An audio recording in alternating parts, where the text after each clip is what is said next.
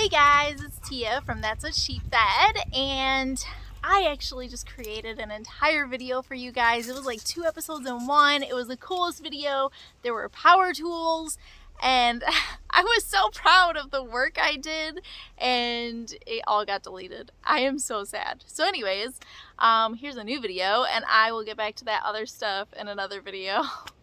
But anyways, so as you can see here, I've got my potting mix and my jugs, and I don't know if you guys have ever heard of winter sowing. We are in spring now, so it's not really winter sowing, but it's still a little too cold to plant in the ground. So what I'm doing is I'm planting in these jugs, and the lids of the jugs will act as a greenhouse. So it's okay to keep them outside and be watering them, and our contractor still hasn't finished the work on our lawn, so once that is done, then I can get my garden beds in, which is another project I will be sharing with you, I promise, and I'm very excited about that too. Oh no, my seeds are flying away.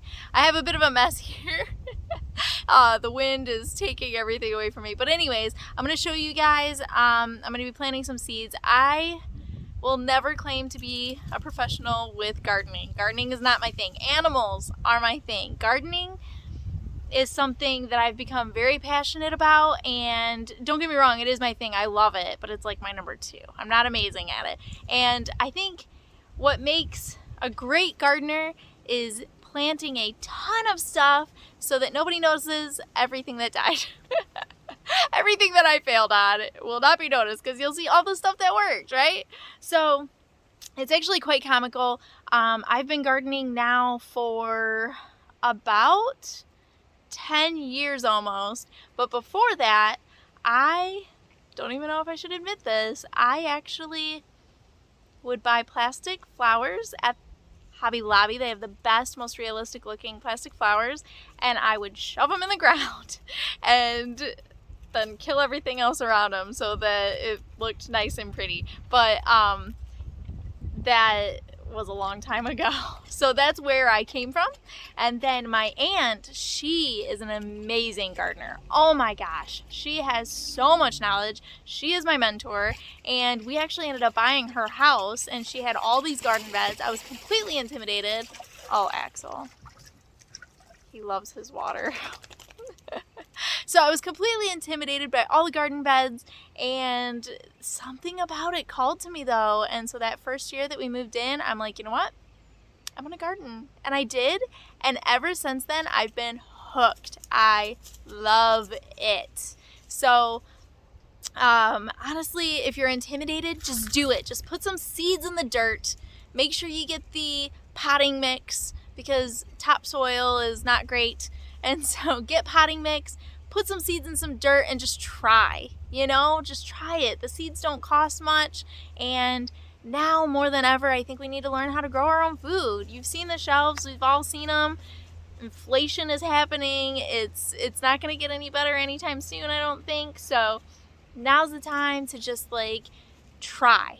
That's all you can do. So anyway, so yeah, I got inspired and I filled up all those garden beds. I had a raised 50-foot long raised, it was like one giant raised garden bed with 7 raised garden beds on it that were about 3 or 4 foot by 7 foot each. And then I actually created my own raised garden bed and filled that up, and I had tons of stuff growing. And every year we've grown our own pumpkins, and so when it comes to carving, I would always have our friends come out and pick their own pumpkins out of our garden. I was so proud of that, and so I'm excited because last year we were in the camper, so my garden looked a little skimpy. There was only, a couple of pots out there, and I don't do good with gardening in pots. I need nature to help out a little bit because I can be a little bit neglectful, to be honest. When they're in pots, they need to be watered a lot more because they dry out a lot faster. So all of that to say, I love gardening now. And I can't wait to share this with you guys. It's just a little tidbit, and I'm going to be building garden beds, and then we'll be getting into it deeper. But for right now, let me show you our seedlings that we're starting today. So this one right here is just an apple juice container, And then I took, actually this I love, I took toilet paper rolls and then filled them with dirt because the toilet paper rolls will decompose. And so when these are sprouted, I can just take them up, and when it's warm enough outside, I'll just take them up and put them right in the dirt. So I'm excited to try that out. I've never done that method before. I'll let you guys know how it goes. But yeah, so I'm planting in here. And then we have some others. Now, I'm hoping that the dirt is deep enough on that. But anyway, so this is our potting mix that we used, and our seeds are scattering everywhere by the dirt. But hey, it's worth a shot.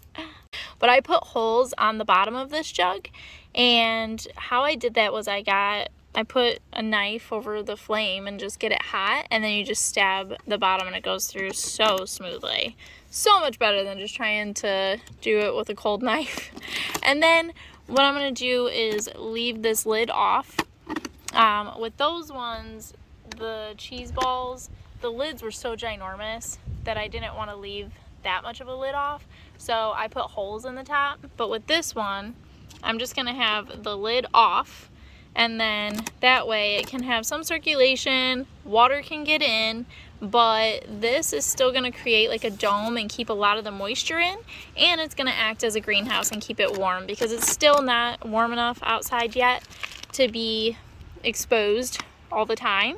And then when it is warm enough, I'm going to transplant it from here into my garden bed. So a lot of the seed packets you saw down there are old ones, and so who knows if they're going to sprout or not. But now I've been getting my seeds from Nature's Edge. Let's see, can you see that? They're an awesome seed company owned by a veteran and his family, and it's owned and run by them. And so I strongly recommend getting your seeds from them. It's a great place to get them. They have fast shipping, and you get a ton. Now, like, this is filled with all these little tiny packets of seeds of all different kinds of peppers, and then they have a vegetable kit, an herb kit. They have all kinds of seeds that you can get. So go check them out and plant your seeds. I'm telling you, you got to do it this year. Just try. So I told you guys I would update you on how the toilet paper rolls went in the container garden. And I bet you did not expect an update this soon, but this is how it's going. I fell and dropped it, and it all tumbled down the hill, and it all just splattered everywhere with my seeds. My seeds have been dumped out, and the toilet paper rolls are just completely scattered. We'll see what we can... Oh yeah, that's great. Oh look, the toilet paper roll just like completely fell apart too. This is, I think we're 20 minutes in, you guys. So, yeah, there's my success. Now get yourself a helper like mine who tramples all your stuff and knocks it over.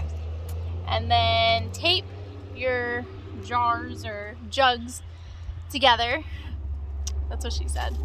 I had to. Okay, so tape your jugs together so that they stay closed and put them in a sunny spot because seeds need sun and moisture. So now that it is warmer outside, so usually when you're winter sowing, you could do this, I mean, even when there's snow on the ground.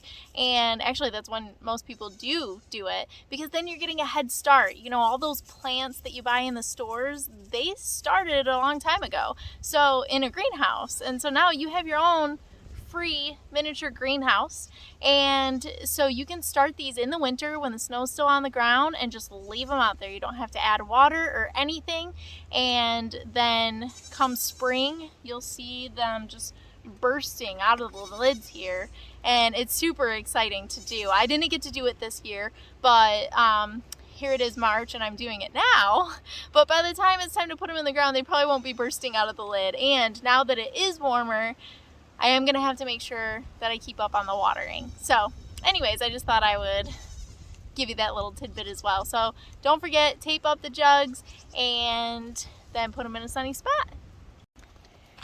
And just a little update on the baby goats. Hi Sigurd, hi puppy. They're getting big, and this is a little pen that we created for them. So since we got them, every warm day we've been taking them outside. Oh, look at Axel being such an angel with the babies. I was worried. He likes to play rough, and so I was worried he'd try to play with them and accidentally hurt them, but he has been so amazing. He'll be laying on the couch and they'll come up and they'll be stepping all over his face and walking across him, and he just lays there. He doesn't even bat an eye. He's like, whatever. He's such a good boy.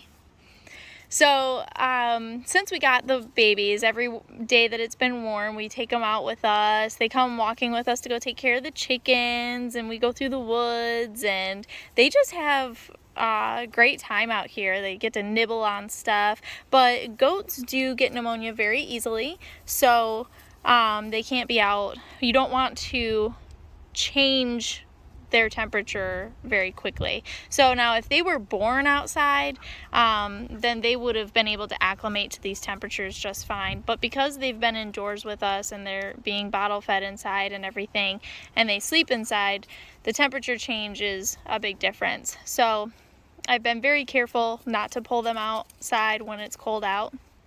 But now that it's getting warmer, instead of just taking walks outside, now oh, Sigurd. And that's why Sigurd will be fixed. Luckily, he's too young to do anything right now, but so anyways, so I'm excited about this pen that we built.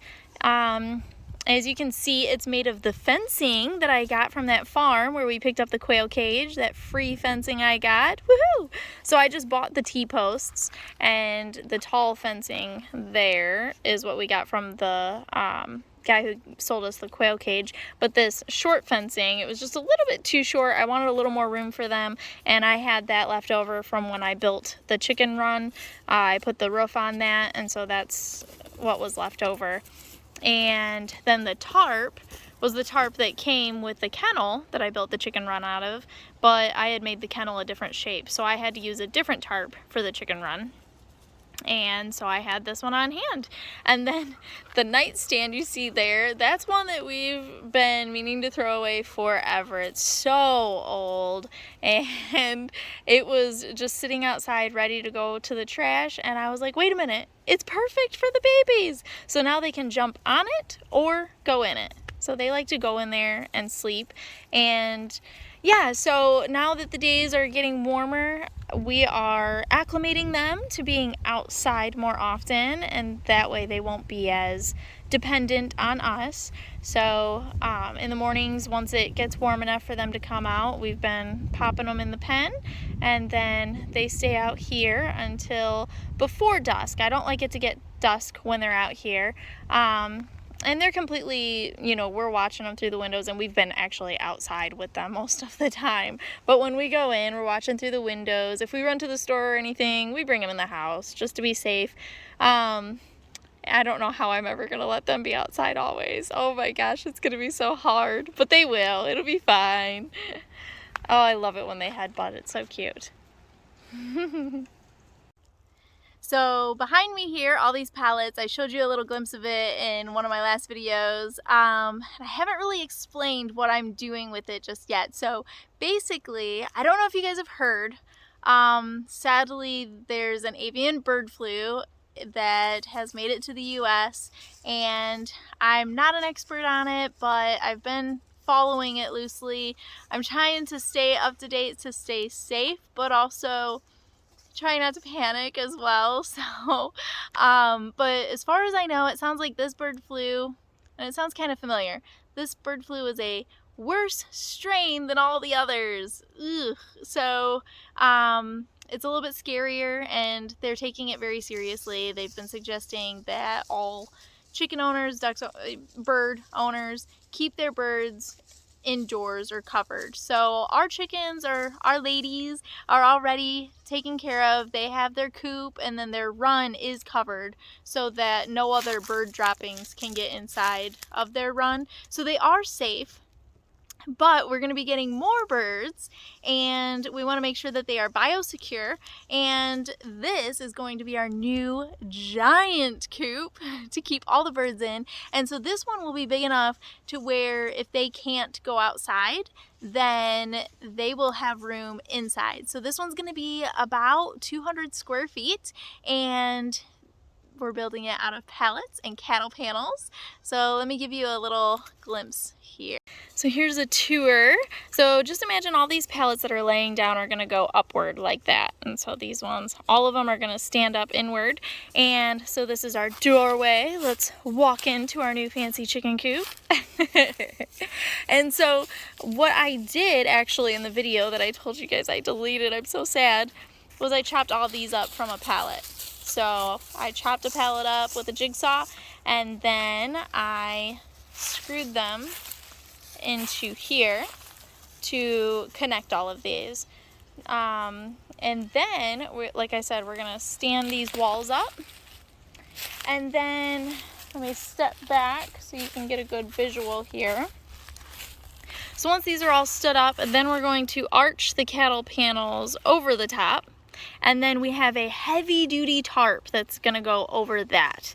And then I haven't decided just yet how I'm going to cover the pallets so that they're wind and rain proof.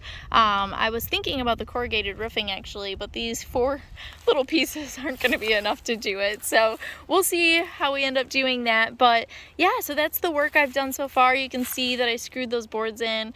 I'm sorry that you don't get to see the process, unfortunately, because I lost the footage. But actually there are a few more that need to be screwed in. So that's what I'm working on over here. And I actually think the quail coop that we purchased, it can go in there. Now they say you should not mix quails with chickens. I think I told you guys, chickens can carry diseases that they'll never show symptoms of, and quail can be susceptible to those diseases. So you're never supposed to mix them. But because our chickens, I get them from hatcheries, I do trust them more to not have diseases. Once they free range though, that might be a different story if we let them free range. We're still getting used to the predators out here, so we've not let them free range yet, and we might never, unfortunately, which is sad because you guys know I like my animals to feel like they live in the wild. I like them to feel like they have this giant space and to just enjoy all of it.